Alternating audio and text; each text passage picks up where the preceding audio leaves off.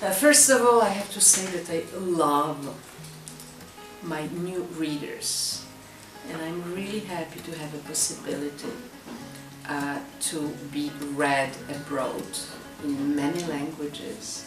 And now I met my Macedonian audience, which is enthusiastic, and the evening was really cool with the concert and the applause and all these young people, which I really appreciate.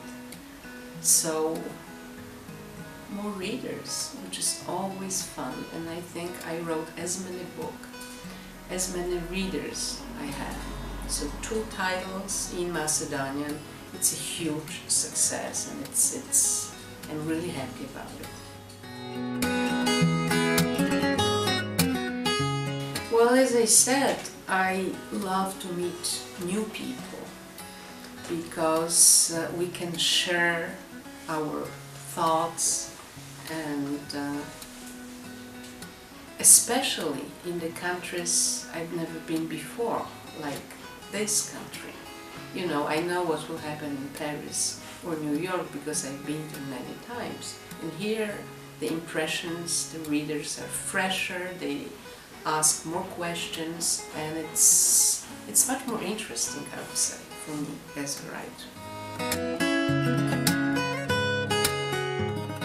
I love the translators because for us, writers of minor languages like Polish, the translator is the most important figure, because without them I cannot speak to broader audience. I cannot speak to my French, German, Greek, Dutch readers without a translator.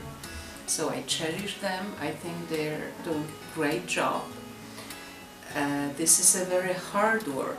I would never have the patience to be a translator myself, although I can speak a few languages, but for this you need a special concentration and knowledge, and I just love my translators.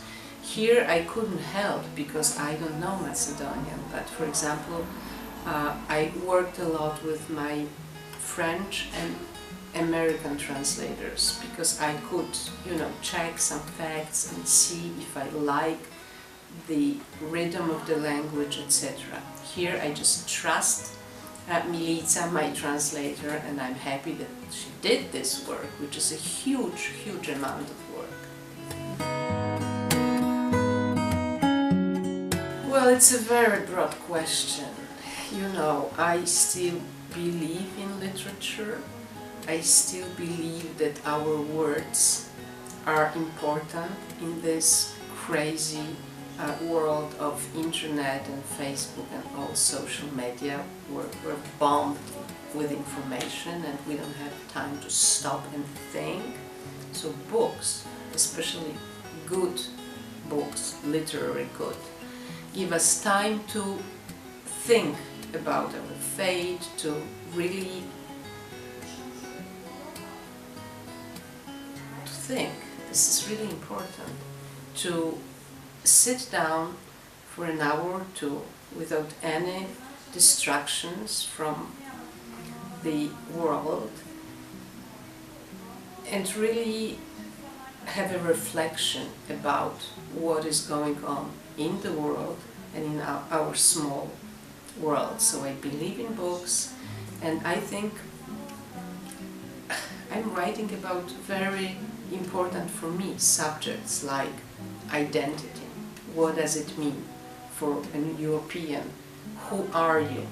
Why you are like this? What do you bring as an individual? Which genealogical and cultural, you know, elements you bring to your presence in this world and to your country.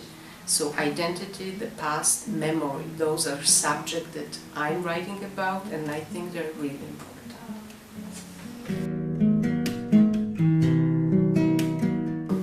I think women have a huge power, and we didn't write for so many, you know, years. So now this is our time, and go girl, I would say. Go girls and try to teach everybody, man, the world, you know, future generations, about our experience. It's good to talk about what we know the best, and we know about ourselves and our experience, so let's do it. You know, we are writing mostly for ourselves and for our readers, not for the critics, I think so, and not for the prizes. Although it's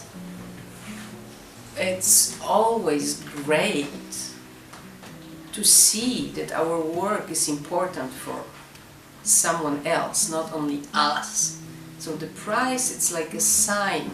Okay, we love what you do in your writing, in your books. So this Canadian Jewish Literary Award for Family History of Fear, it was a great present and a great sign of recognition for me.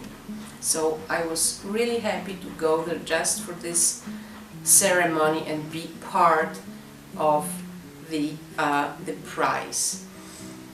But does it change me as an author? Not at all. I will still be the same, I'll still be interested in my subjects and my work, and it didn't change me. I'm the same, and I'll write. I still really want to write more. I'm always writing about people. Those are my main characters. So when I speak about Vera Gran and for Vera Gran, I'm interested in her memory, in her personality, and this is her story, not someone else's story. So my books are, I'm trying to trace my hero, my personage, my, you know, the woman here, Vjera Gran or Svršenичkata, Bruno Schulz's fiancée. So this is their truth, not a historical truth, and it might be slightly sometimes different. And I learned that the memory changes also in life. The memory of Vjera Gran after the war and 50 years later is different, was different, because there's so many other components in the world. She was young, then she's old. She remembers differently her past. Why is it so? So I'm trying to describe all this, and this is really important and interesting for me. It doesn't mean that 50 years later she didn't tell the truth, but it was a different truth, you know, filtered by everything she experienced in her life after the war.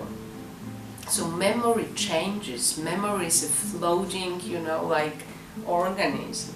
You just have to describe it the way it is, and then, well, try to tell the story. You know, Isaac Bashevis Singer used to say that the writer is a storyteller.